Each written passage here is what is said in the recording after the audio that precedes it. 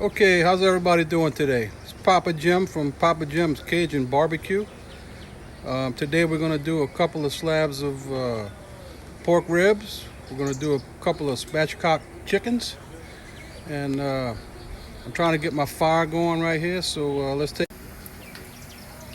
Looks like we have a pretty good fire. I'm going to go ahead and close the door a little bit. And we're going to leave it probably just about like that. Let me tell you guys what I had to do. Looks like my gauges are kind of pretty much all the same, a little couple degrees off, but I actually had to calibrate them. Let's take a look at the vertical box. Vertical box is going to be normally a little lower temperature, but it's in accordance with the rest of the pit. So like I was saying, I did have to calibrate them. Every one of the gauges were about 10 degrees off. And actually I had one of them that was 40 degrees different. So the gauges are easy to calibrate.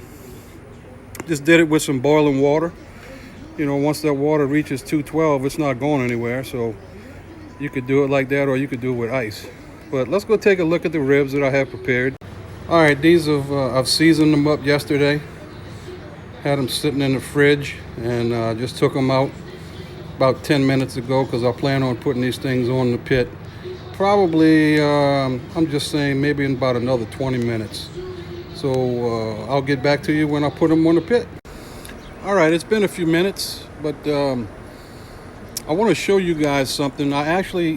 This thing comes with 4 tuning plates. And I actually made 4 more tuning plates. There's 2 of them right there. I put 2 more of them in, and what I was trying to do was get the temperature in the vertical box a little bit closer to the main chamber. It seems to be working. So on my top gauge, it's a little over 200, 210-ish. The bottom gauge, say around 200. But what happened here in the main chamber, my bottom left gauge is 230-ish. The top gauge is, let's say, 230-ish too. But for whatever reason now, I lost temperature on my bottom right. I don't think that's going to be a big concern, but I might have to adjust these plates again. But that's just something that you guys might want to look at if you purchase one of these bad boys, that you might want to get them to go ahead and give you 8 tuning plates rather than the 4 that it comes with. But okay, we'll be back in just a minute. All right, so I got the 2 slabs on. We're going to go ahead and slide that tray in there, close this thing up, and I plan on doing them for probably around 4 hours. And after about the 2-hour mark, I'm going to go ahead and put the spatchcock chickens into the main chamber, and we'll see what happens. All right, so I just wanted to show you guys something again. I did mention that I added some more tuning plates, but just take a look at this one, this temperature gauge, and then my top one. And then I'm going to go to the bottom left one. Those 2 are pretty close to each other in the main chamber. But also, since I added the tuning plates, my bottom gauge on the vertical box, and then we go to the top gauge, it's a little bit different. And then I found also, which is kind of odd, that if I happen to close one of the dampeners on the top, for some reason the temperature goes up, which I'm not used to seeing that. Normally when you close a dampener, the temperature is going to start to fall, but generally I've been leaving them wide open. Another thing is, as you can see, I have a good fire going in the firebox. So just look how clean the smoke is. When you have good clean smoke, and I'm sure all of you guys know that, the flavor is just out of this world. You don't get the creosote flavor or the oily flavor or the too much smoke on your food. So this is what you're looking for. Just a good clean smoke.